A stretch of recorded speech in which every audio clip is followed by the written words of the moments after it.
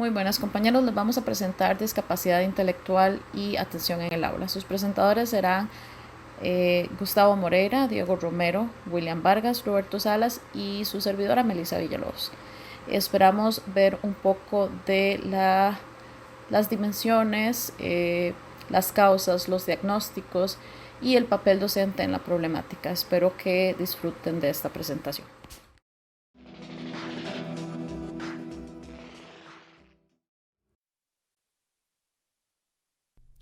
En el primer semestre del 2009 nació en la Universidad de Costa Rica el Programa de Inclusión de las Personas con Discapacidad Cognitiva a la Educación Superior, PROIN.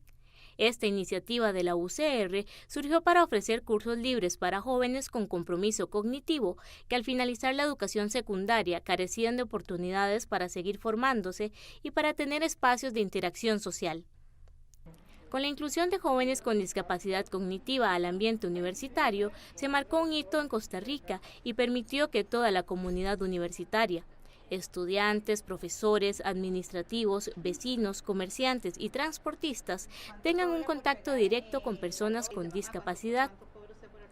Entonces, cuando empezaron a ver los primeros grupos de estudiantes que se desplazaban de un edificio a otro, los mismos universitarios decían, mira, seguro es un aula de una escuela de educación especial que están paseando por la universidad.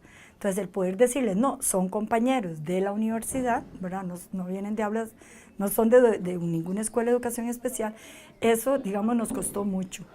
Sí, llevaba cursos de matemáticas, juegos mentales, llevaba asistente restaurante, llevo el Lerto, llevo servicio al cliente. Ahora pasado año llevé inglés. Es como lectoescritura, asistente de veterinaria y ¿cuál otro? Manejo de dinero. Uno está muy acostumbrado al paradigma, a los paradigmas o al médico o a estas cuestiones, y la inclusión realmente la vine a conocer acá en la universidad. Con el paso del tiempo, PROIN ha evolucionado, ofreciendo además de los cursos libres, apoyo al hogar para estudiantes escolares y colegiales, mediante trabajo comunal universitario. De esta forma, futuros profesionales de la UCR tienen una interacción más completa con personas con discapacidad cognitiva, promoviéndose la inclusión social de las personas con discapacidad en el contexto universitario y en las comunidades. Luego el programa de apoyo en el hogar vino como 1 o 2 años después, ¿verdad? En donde nos dimos cuenta que había muchos, porque estaba empezando la inclusión educativa.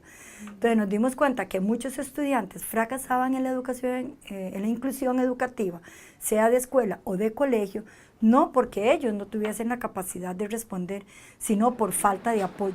Pero es mucho más el crecimiento que tiene uno como persona, la sensibilización que desarrolla uno hacia las necesidades de cualquier persona.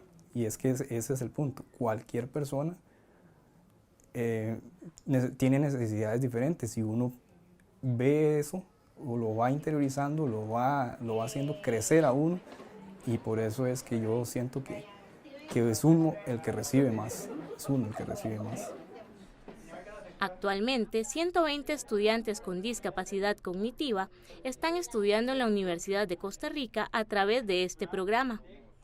PROIN provee a sus estudiantes una formación para la vida independiente, en la que no solamente reciben conocimientos académicos, sino que también se estimula el conocimiento de sus derechos, su capacidad de elegir y desenvolverse de forma autónoma en la sociedad. Que aquí nosotros tratamos de fortalecer la independencia, donde el estudiante no puede venir acompañado de ningún familiar. Ellos tienen que venir solos y desenvolverse solos aquí en la universidad. Sí, claro. Amigos, novias, otros compañeros que tienen novias, eso, y hacer compartir con ellos y estar con ellos, y estamos vacilando un rato. Y lo que los padres nos han dicho es eso, o sea, cómo sus hijos adquieren un nivel de independencia que ellos mismos no creían que su hijo iba a lograr. Con la intención de favorecer la inserción laboral de sus estudiantes, PROIN creó Procala, para la formación de jóvenes con discapacidad cognitiva en asistencia de biblioteca, oficina, restaurante y veterinaria. Ya se realizó la graduación de la primera generación de asistentes, cuyo título de la UCR está acreditado por el Servicio Civil.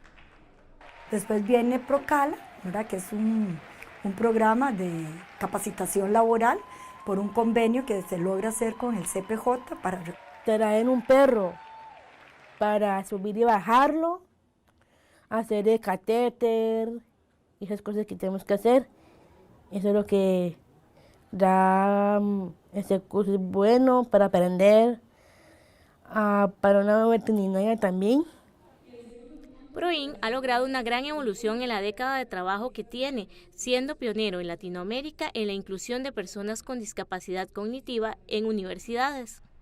Sin embargo, enfrenta una serie de retos, como fortalecer sus programas de cursos libres y formación laboral, mantener el apoyo presupuestario y logístico institucional y el más ambicioso de todos, la regionalización. Es que este programa logre irse a las sedes universitarias. O sea, mientras este programa siga siendo solo de la sede de aquí, de la Rodrigo Facio, creo que nos estamos quedando muy cortos y seguimos trabajando con la exclusión de las personas que más lo requieren. Sin duda, PROIN de la UCR es un ejemplo de que la inclusión es posible y de que las personas con discapacidad cognitiva pueden alcanzar metas académicas, profesionales y de desarrollo social contando con ajustes razonables. Con oportunidades, las personas con discapacidad se convierten en agentes de apoyo económico para sí mismas y sus familias. Buenas tardes, profesora y compañeros. Soy el primer expositor de este tema de discapacidad intelectual. Les vamos a hablar cuáles son los objetivos de esta presente investigación. Como objetivo general, hemos visto la necesidad de analizar la discapacidad intelectual en los estudiantes mediante un estudio bibliográfico, ya que no hemos hecho trabajo de campo, para dotar a ustedes como docentes de las herramientas en los problemas de aprendizaje. Como específicos vamos a definirles qué es la discapacidad intelectual, a enumerar las posibles causas que influyen en la discapacidad intelectual, aunque ya sabemos que es multifactorial, indicar cómo la discapacidad intelectual afecta el desarrollo educativo del estudiante. ¿Cuántos de ustedes no han tenido estudiantes en sus clases con alguna de esta problemática y ustedes no se dan cuenta del por qué el estudiante no puede asimilar de la mejor forma la información? Puede ser que que este trabajo te funcione para analizar tus casos y analizar los posibles comportamientos de los docentes ante esta problemática. Para mi concepto es uno de los objetivos más importantes porque te va a dar las herramientas para que usted como profesional pueda manejar a los estudiantes que presenten esta problemática.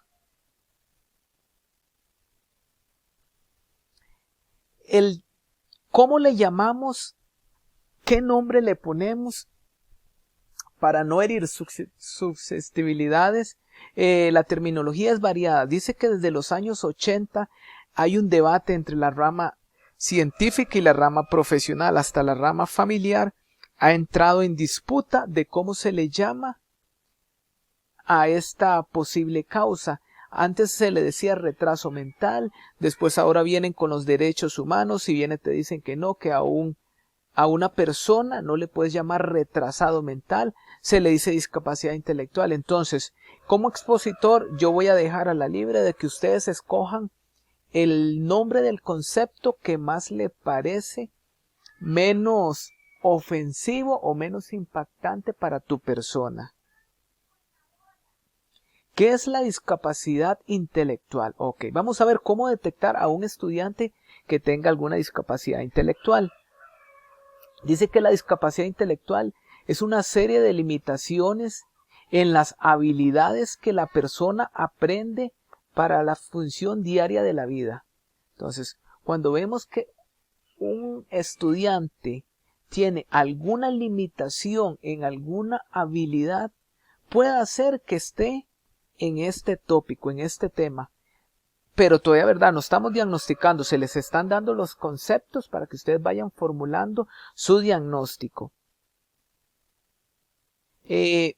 dificultad para comunicarse y aprender, muy importante. Muchas veces en nuestras aulas vemos niños que no pueden desarrollar su parte verbal, entonces ahí puede hacer que estén encasillados en una discapacidad. La discapacidad intelectual es permanente y se expresa en el entorno, ¿verdad? Entonces es una problemática diaria que va a afectar tanto al estudiante como al docente y su interacción con la clase, o sea, con el medio ambiente. Es una temática muy rica y espero que les haya a ustedes gustado esta pequeña parte introductoria de la discapacidad intelectual.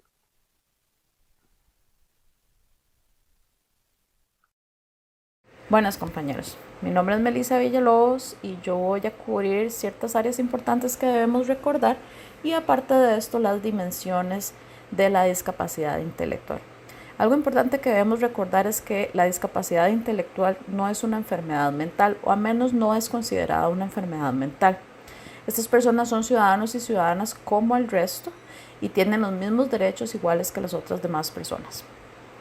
Tienen capacidades, gustos, sueños y necesidades particulares y nosotros como docentes debemos potenciar esas capacidades, respetar esos gustos, ayudarlos a llegar a cumplir sus sueños y ayudarlos a abastecer sus necesidades.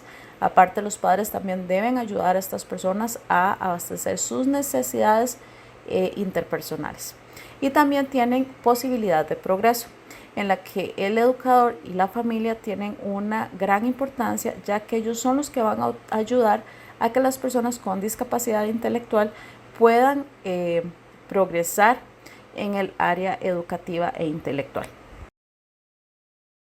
Bueno, ahora vamos a cubrir las dimensiones de la discapacidad intelectual. Tenemos 5 dimensiones. En la primera dimensión vamos a hablar de las habilidades intelectuales.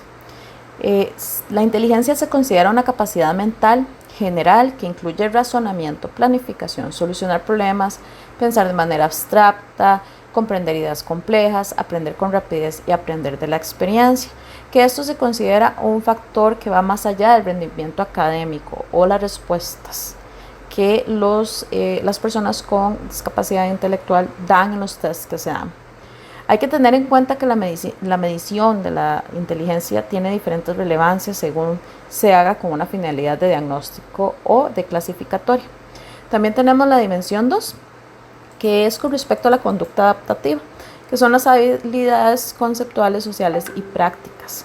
Las conductas adaptativas se entienden como el conjunto de habilidades conceptuales, sociales y prácticas aprendidas por las personas para funcionar en su vida diaria.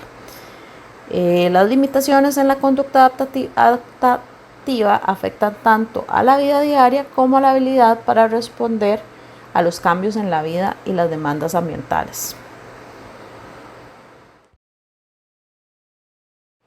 Ahora vamos a hablar de la dimensión 3, participación, interacciones y roles sociales.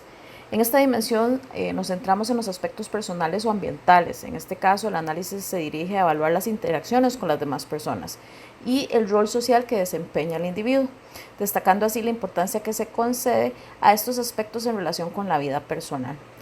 Un funcionamiento adaptativo del comportamiento de las personas se da en la medida en que está activamente involucrado en la asistencia, interaccionando con otros, participando con otros alrededor de sus ambientes y va a estudiar varios ambientes, sus ambientes a nivel de los aspectos personales, escolares, laborales, comunitarios y de ocio, espirituales o también de otros tipos, aquellos lugares donde el individuo interactúa.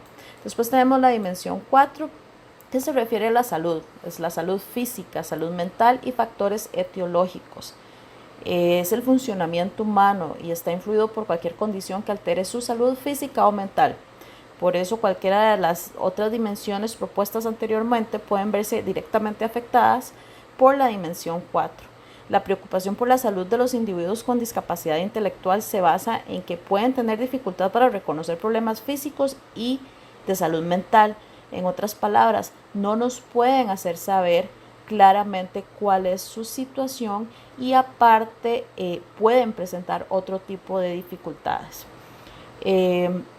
aparte en gestionar su atención en el sistema de salud o en la atención a la salud mental, realmente no es una posibilidad. Les cuesta mucho gestionar este tipo de cosas y en comunicar los síntomas, sentimientos y la comprensión de los planes del tratamiento. Finalmente cerramos con la dimensión 5, que es el contexto, ambiente y cultural, y es la que describe las condiciones interrelacionadas en las cuales las personas viven diariamente. Se plantea desde una perspectiva ecológica, o sea, un todo que cuenta al menos con 3 niveles diferentes. Vamos a tener el microsistema, que es el espacio social inmediato a donde esta persona interactúa, que incluye la persona, la familia y otras personas muy próximas al individuo. Después tendremos el mesosistema, la vecindad, o bueno, el lugar a donde reside, la comunidad, las organizaciones que proporcionan servicios educativos o las habitación o apoyos.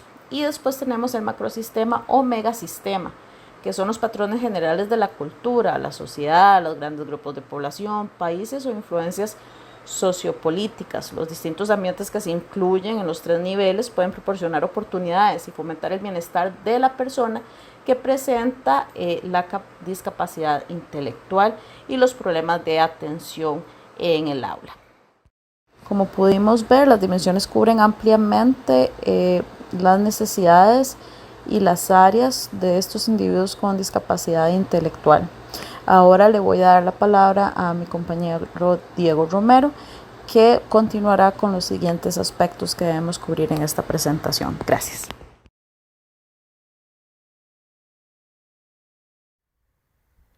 Muy buenas tardes, compañeros, mi nombre es Diego Romero. Vamos a hablar en este par de diapositivas primero de las causas de la discapacidad intelectual. Hay 3 momentos temporales, 3 líneas de tiempo que son esenciales de comprender cuando hablamos de este fenómeno. La primera es antes del nacimiento, causas que tienen que ver con la condición de salud de la madre y del feto.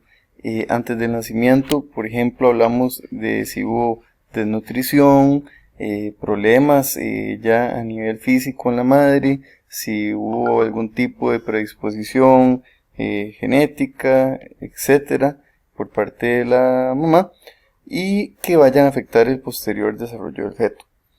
Condiciones genéticas que puedan llevar un desarrollo posterior del desarrollo del feto que no sean adecuadas.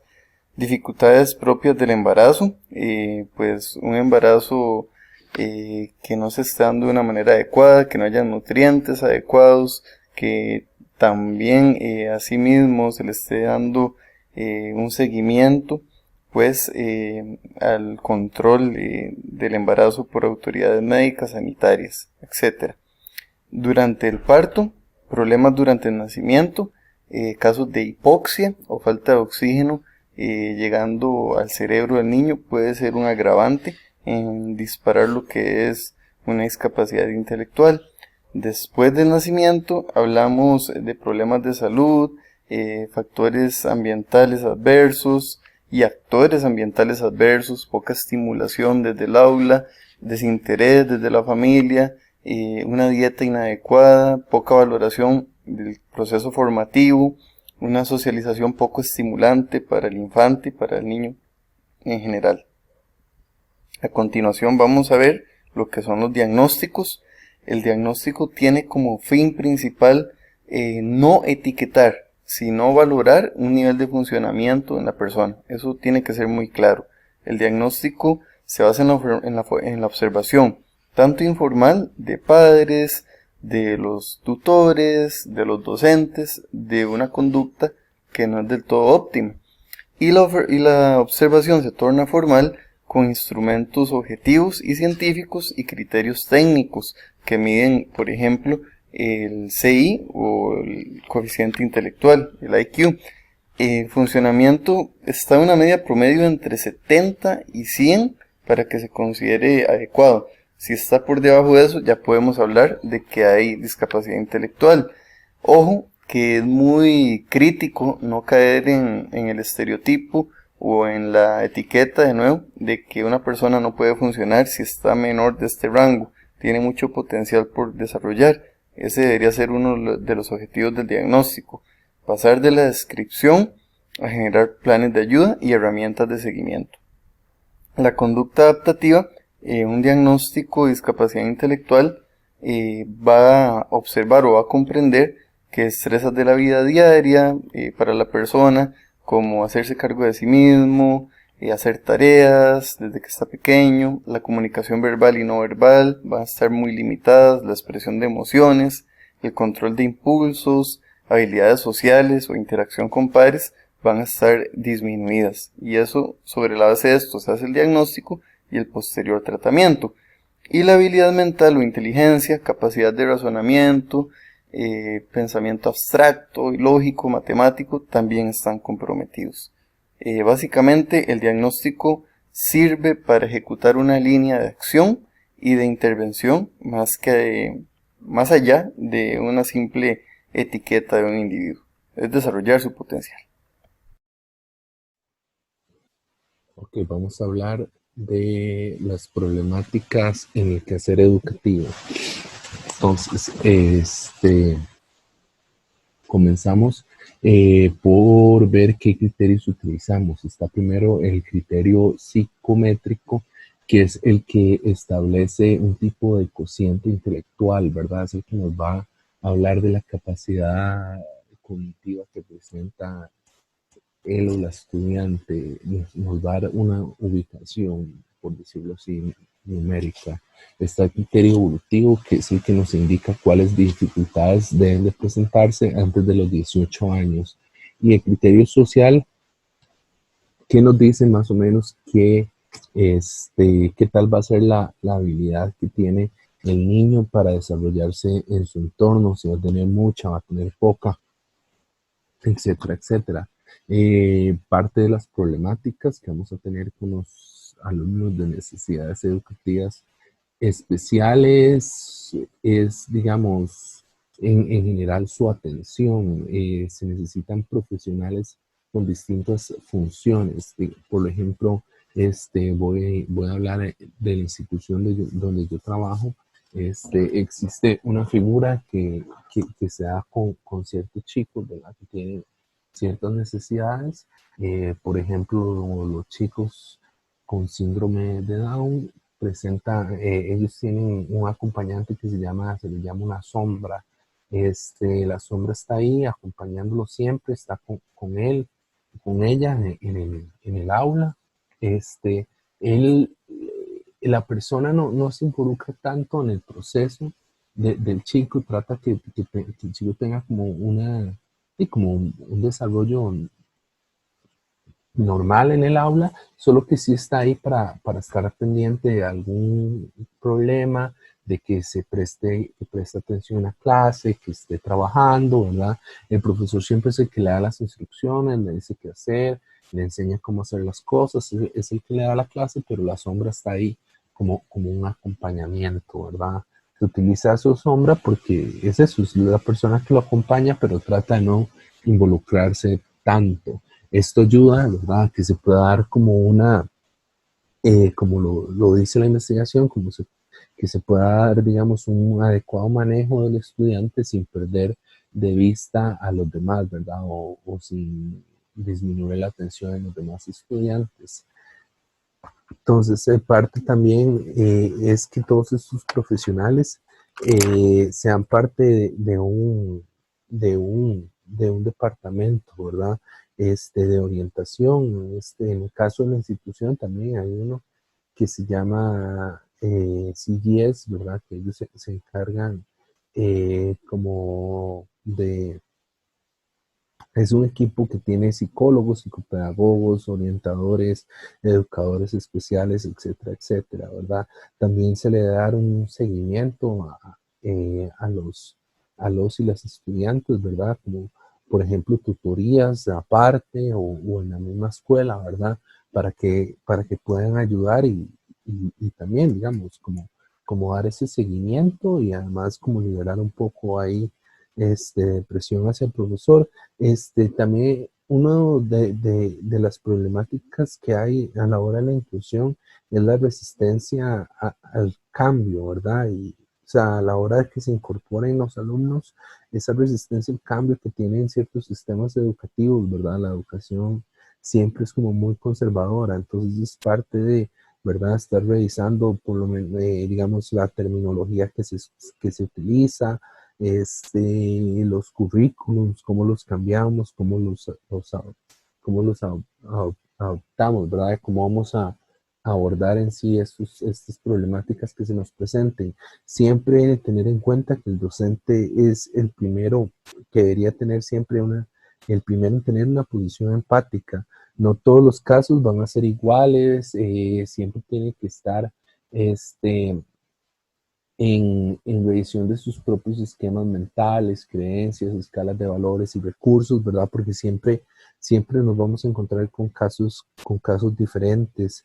Esa empatía es muy importante. Siempre tiene que ser un agente de inclusión, ¿verdad? Estar individualizando la atención a las personas que lo necesiten, crear adaptaciones curriculares, crear estrategias, mediación, ¿verdad? No solo el docente, sino también la institución, por lo menos el currículum, dar el apoyo al profesor cuando lo necesite. También varios autores hablan, ¿verdad?, de una dimensión cultural, que es crear como esta comunidad escolar que sea acogedora, colaboradora, estimulante para los estudiantes. Eso es muy importante. También una dimensión política que ya va desde las políticas de la escuela, una escuela que sea para todos, y práctica de inclusión, ¿verdad? Prácticas inclusivas que nos ayuden a concientizar a los estudiantes o de qué forma podemos involucrar a todos. Es importante educar en tolerancia, adaptar las clases que sean de manera creativa, motivadora, saber qué metodologías facilitan el aprendizaje, exigir a los alumnos, o sea, exigir a los alumnos, y como se exige a los alumnos, exigirse a uno mismo. Aprender también junto con los alumnos, no solo nosotros no somos los únicos que dan conocimiento, sino los alumnos, ¿verdad? Y todos sabemos en nuestras experiencias como docentes que nosotros aprendemos también desde los alumnos, autoevaluarnos nosotros, ¿verdad? Y observar el aula. Es muy importante estar observando siempre el aula, de las cosas que hacemos, ¿verdad? Y tener siempre en cuenta a todos los estudiantes. Bueno, mi nombre es Roberto Salas. Cuando hablamos del manual diagnóstico y estadístico de los trastornos mentales, hablamos de una herramienta que nos sirve para poder diagnosticar, por decirlo de una manera, o como dice el título, los tipos de discapacidad intelectual, ya que no todos son iguales ni todos se manifiestan de la misma manera. Se pueden clasificar los grados de discapacidad intelectual y se obtiene a través de test o pruebas de inteligencia, lo que la gente considera que se pueden encontrar entre el 90 y 100. Sin embargo, hay un tipo de población que tiene una diferente clasificación según el tipo de discapacidad. Primero podemos hablar de una discapacidad cognitiva leve o ligera. Esta discapacidad se marca entre los 50 y los 70 puntos y tiene habilidades adaptativas. Se puede hablar que presentan dificultades de pensamiento abstracto, flexibilidad cognitiva y una memoria a corto plazo y el uso de habilidades académicas. En lo que se puede llamar un área práctica, se necesitan apoyo para las actividades más complejas de la vida cotidiana, necesitan guía, necesita como una presencia más con la persona. Y en el área social se muestran inmadurez en las interacciones sociales en comparación con sus iguales, siendo susceptibles a la manipulación. La discapacidad intelectual moderada, hablamos de un CI entre los 35 y 50 puntos. Y se habla de un área conceptual donde se necesita asistencia para las actividades académicas diarias y básicas. Además, es posible que se necesite tomar responsabilidad sobre ellos, es decir, tomar decisiones sobre ellos por encima de lo que ellos decidan.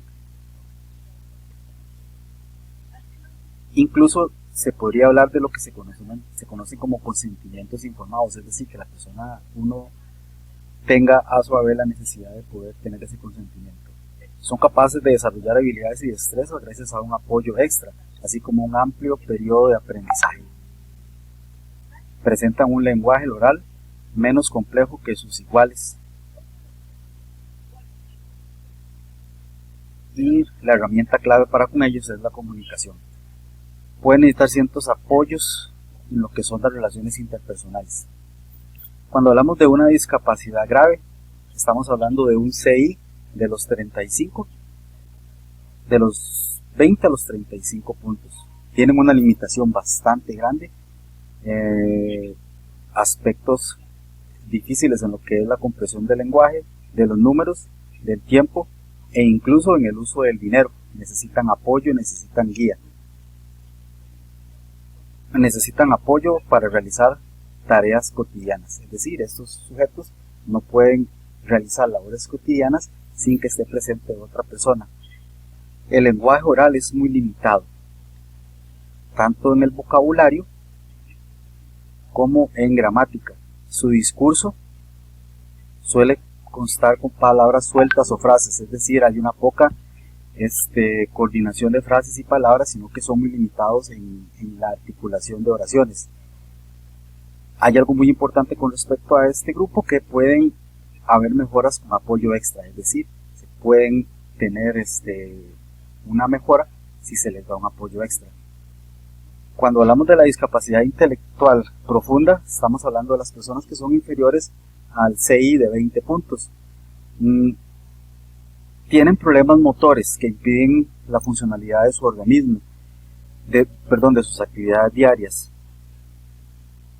Tienen dificultad para la manipulación de objetos, aunque a través del tiempo y a través de la práctica pueden desarrollar un buen manejo de estos. Tienen dificultades con la relación con el mundo físico, con las cosas que tocan, con las cosas que están alrededor de él. Son dependientes en todos los aspectos, son completamente dependientes.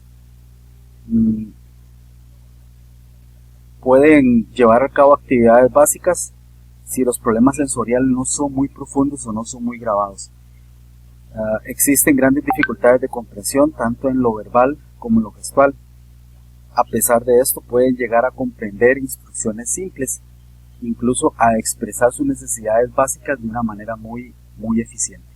Los síndromes en los cuales puede estar presente son el síndrome de Asperger, el síndrome epiléptico en niñas con retraso, el síndrome de Rett, el síndrome de Dravet, el Prader-Willi, el Down, el autismo frágil o el conocido como Martin-Will, la fenilcetoría y el Alzheimer.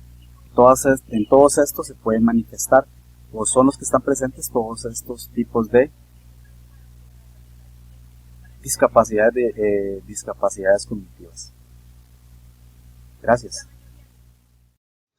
Como conclusiones, podremos detallar el resultado de esta investigación, que la discapacidad intelectual corresponde a una serie de limitaciones en las habilidades de la persona, siendo la parte emocional, adaptativa, social y cognitiva las más afectadas. Es permanente, por lo cual el monitoreo debe ser constante a lo largo de toda la vida del sujeto. Recordemos que no es una enfermedad mental, estas personas son ciudadanas y ciudadanas como el resto de nosotros. Tienen posibilidad ilimitada de progresar. Las dimensiones de la discapacidad intelectual tienden a ser 5 en general, desde la parte intelectual, la conducta adaptativa de la persona, la participación social, su interacción, su salud integral y formar parte de un contexto. Las causas pueden darse desde antes del nacimiento, son genéticas, durante el parto, fisiológicas o después del nacimiento, motivadas por la intervención de factores sociales también. El diagnóstico no corresponde a una etiqueta, corresponde a un momento de evaluación en el cual por medio de herramientas objetivas, ya sean instrumentos, cuestionarios, test de idoneidad mental, pruebas de inteligencia, se le den parámetros o herramientas de trabajo a docentes y padres. En el quehacer educativo hay muchas problemáticas porque la persona se va a sentir relegada, frustrada, puede ser víctima de bullying o aislamiento social. Por lo tanto, tener un buen criterio de evaluación ayudará a que se le pueda adaptar a la persona según sus necesidades un entorno más amigable. El papel del docente ante esta problemática, según la UNESCO, se basa en que todos los niños y las niñas tienen derecho a la educación, por lo tanto se basa en la empatía y en la comprensión. Potenciar esas habilidades desde el aula, la comprensión del entorno y dar herramientas para que progresivamente la persona, según su potencial, pueda ir desarrollándose y creciendo. Hay manuales estadísticos y herramientas para evaluar y seguir líneas de trabajo y, muy importante, empoderar a los padres en el conocimiento de esta temática.